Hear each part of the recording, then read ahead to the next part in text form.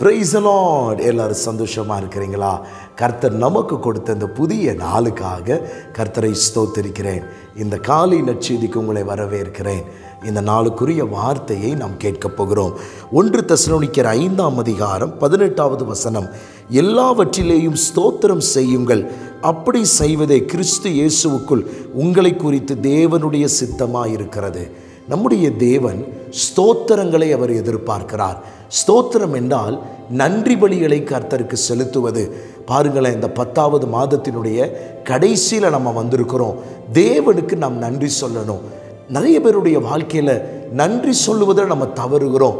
சில பேர் நம்ம நினைக்கிறோம், ஆண்டவர் என்னங்க நன்மை செஞ்சார், இந்த மாதத்தில் ஒரு நன்மையும் நடக்கலை, கடந்த காலத்தில் ஒரு நன்மை. அப்படி ஒருவர் சொல்ல முடியாது.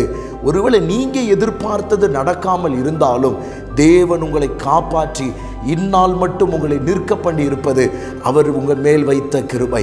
அதனால தான் வசனம் சொல்கிறது, தேவனுடைய சித்தமே நீங்கள் ஸ்தோத்திரம் பண்ணுவது.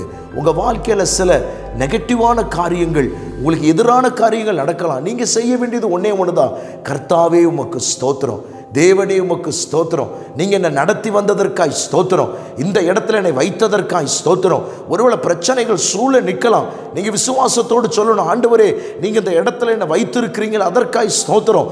அதனால தான் பைபிள் சொல்லுகிறது, எல்லாவற்றிற்காய் ஸ்தோத்திரம் பண்ணணும்.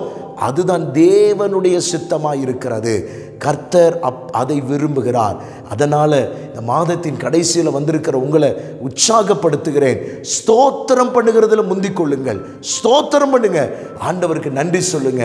குடும்பத்தை நடத்தினீர், ஊழியத்தை நடத்தினீர், எங்களை நடத்தினீர், ஆபத்தில் பாதுகாத்தீர், கர்த்தாவே உமக்கு ஸ்தோத்திரம். நல்ல ஐக்கியத்தை கொடுத்தீர், நல்ல குடும்பத்தை கொடுத்து, நல்ல மனைவி பிள்ளைகளை கொடுத்தீர், எல்லாவற்றிற்காய் ஸ்தோத்திரம் என்று சொல்லுங்க. இது தேவனுக்கு சித்தமாக இருக்கிறது. ஸ்தோத்திரம் பண்ண பண்ண அடுத்த அற்புதங்கள் உங்களுக்காய் ஆயத்தமாக இருக்கிறது. ஸ்தோத்திரம் பண்ண தவறாதீங்க. ஸ்தோத்திரத்தினால கிருபை பெருகும், உங்களுக்கு வரவேண்டிய நன்மைகளும் சீக்கிரமாய் வரும் என்று விசுவாசிக்கிறேன்.